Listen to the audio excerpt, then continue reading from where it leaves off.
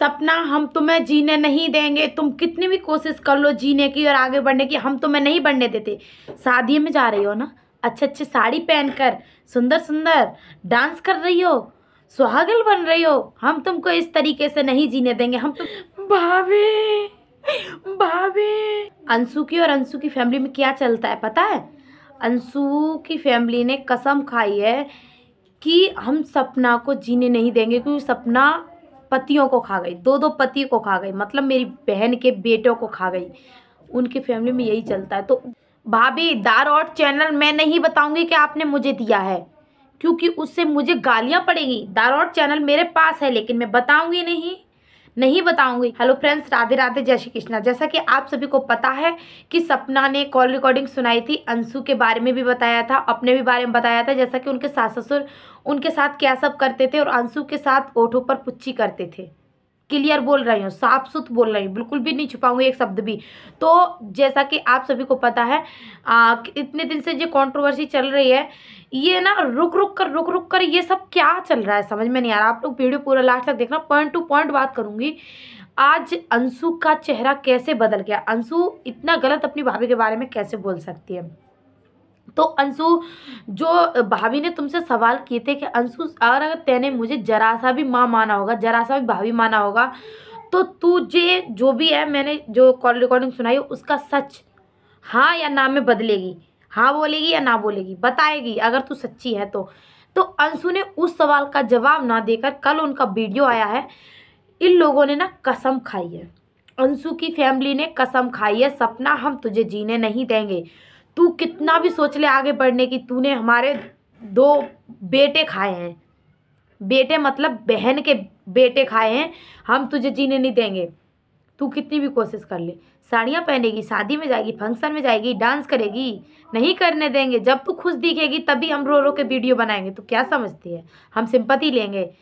तो अंशु ने कल वीडियो बनाया था रो रो के, भाभी मुझे कंट्रोवर्सी से दूर रखो। अगर तुम भाभी से कंट्रोवर्सी को दूर रखने के लिए बोल रही हो, तो फिर गड़े मुर्दे क्यों खा रही हो मैडम? क्यों खा रही हो कि मेरे बैग का मांस फट गया था, भाभी मायके चली गई थी? कंट्रोवर्सी से दूर भी होना चाह रही हो, फिर गड़े मुर्दे भी खा रही हो, ये क्या सब क्या है? सिंपैथी।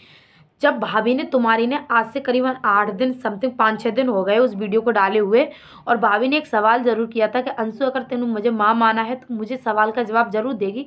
तुमने उस सवाल का जवाब ना देकर दारौट चैनल के बारे में आप बार बार क्यों बोलती हो? हालांकि दारौट चैनल बिल्कुल क्लियर हो चुका है कि तुम्हारे पास है, पब्लिक को भी पता है, और बाकी तुम्हारे जो मौसा जी हैं कौन है, उन्होंने बिल्कुल क्लियर कर दिया है, बिल्कुल क्लियर कर दिया कि दारौट चैनल तुम्हारे पास है। फिर आप क्यों बार बार झूठ बोल रही हो, बार बार क्यों झूठ बोल रही हो?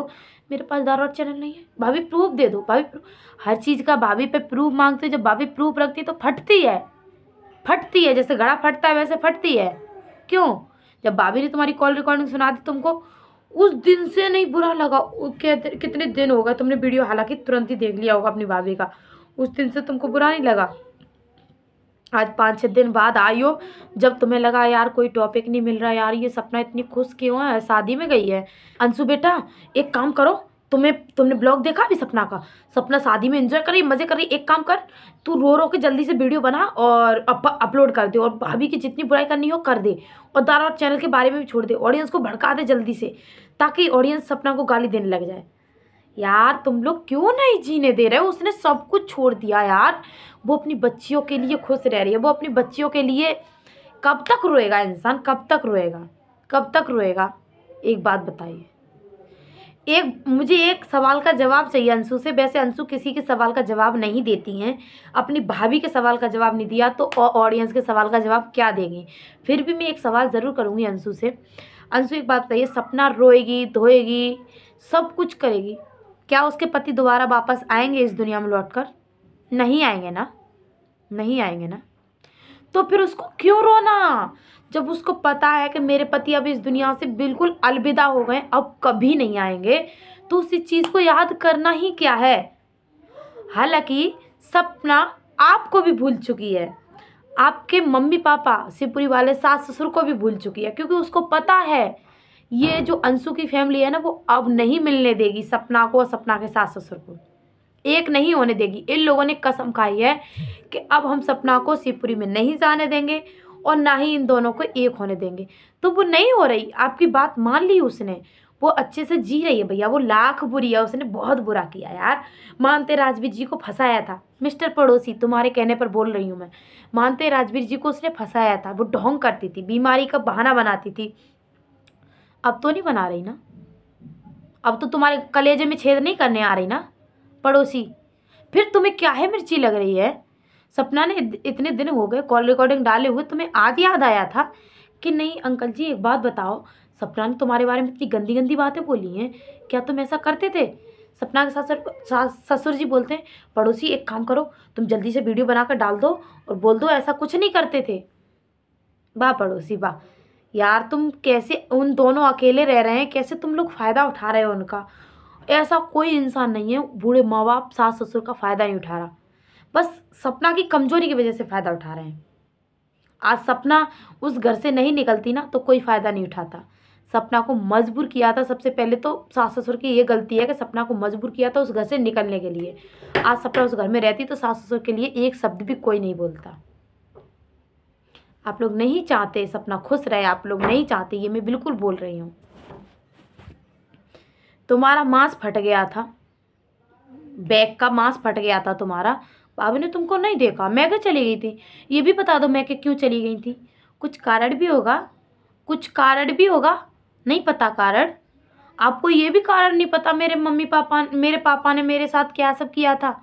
उस सवाल का जवाब भी नहीं है तुम्हारे पास, क्योंकि वो सवाल बिल्कुल सत्य हैं। तो तुम सत्य तो चलती नहीं है सत्य पे, आपको सत्य बोलना तो आता नहीं। अगर सही बोलना आता तो आप उस सवाल का जवाब देती।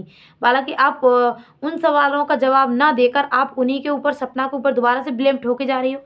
सारा मैटर ख़त्म हो गया, सब कुछ ख़त्म हो गया, अब कुछ नहीं बचा। वो अपनी ज़िंदगी में खुश रह रही है, वो अपनी ज़िंदगी में जैसे भी रह रहे हैं, सब कुछ सही चल रहा है। आज 8 दिन बाद तुम फिर आ गई एक वीडियो लेकर। तुम्हारा नियम है 8 दिन बाद एक वीडियो लेकर आती हो और उसमें सपना के बारे में बोलने आती हो, क्योंकि आपको सपना के बारे में बोलने से व्यूज़ भी बहुत मिलते हैं। और दूसरी बात, आप सपना को बदनाम भी करना चाह रही हो। आप सोच रही हो कि मैं जितना रोऊंगी, जितना दूंगी ऑडियंस उतना सच समझेगी। आपका बैग का मांस फट गया था, आपने उस दिन से नहीं बताया बच्चा। लड़ाई तो आपकी भाभी से बहुत दिन से हो गई, तभी बताना चाहिए था। और भाभी ने जब कॉल रिकॉर्डिंग डाली थी, आपके बारे में बताया था, उस बात का सच भी बताना चाहिए था। अगर आप सच हैं तो मत करो किसी इंसान को बदनाम, मत करो। इतना ही बोलना चाहूँगी। मुझे पता है अंशु खुद नहीं बोल रही, अब बोलने लगी खुद से, लेकिन पहले नहीं बोलती थी। पहले वो अपनी फैमिली के कहने पर चल रही थी। लेकिन जो अंशु उस दिन तो बड़े घमंड के साथ कह रही थी, आपके पास जो रिकॉर्डिंग है रिकॉर्डिंग डालो, आप प्रूफ लेके आओ, प्रूफ के साथ चलो। भाभी लीगल जाओ। अब क्या हो गया? डर गई जब भाभी लीगल जाने की बात करने लगी, जब भाभी कॉल रिकॉर्डिंग सुनाने लगी तो तुम डर गई। क्यों डर गई? नहीं डरना चाहिए, क्योंकि आप सही हैं। अगर आप सही हैं तो उस सवाल का जवाब भी दीजिए, जो सवाल आपसे सपना ने किए हैं। अगर आपको नहीं देना उस सवाल का जवाब, आपको शर्म आ रही है, तो बस इस कंट्रोवर्सी को यहीं पर एंड कीजिए, उसको जीने दीजिए। वो अच्छे से खुश रहेगी, अब नहीं रोएगी। वो बहुत रो ली, आप लोगों ने बहुत रुलाया उसको, अब नहीं रोएगी। उसकी फैमिली है, वो अपनी फैमिली के साथ खुश रह रही है। आप अपनी फैमिली के साथ खुश रहिए, सब अपनी अपनी फैमिली के साथ खुश रहिए। बंद कीजिए इस तमाशे को, इतना ही बोलना चाहूँगी। बाकी आप चाहती हैं कि भाभी मेरे बारे में बोले, मेरे को और ज़्यादा पॉपुलर कर दे, और ज़्यादा सिंपैथी दे दें, तो ऐसा मत कीजिए। आप अपने दम पर आगे बढ़िए, बस इतना ही बोलना चाहूँगी। आपको भाभी बहुत ऊंचाइयों तक लेके जाती अगर भाभी की मन की अच्छी होती तो, लेकिन नहीं। आपने तो बिल्कुल अपना बदल लिया। जब भाभी बदली तो तुमको बुरा लगा, जब खुद बदली तो बुरा नहीं लगा। क्या ज़माना है। बस इतना लास्ट जाते जाते यही कहना चाहूँगी, गलती तुम्हारी है, तुम्हारी फैमिली की है, सपना की भी है। सपना की ये है कि उस घर को छोड़ के नहीं आती, लेकिन तुम लोगों ने मजबूर किया था उस घर को छोड़ने के लिए।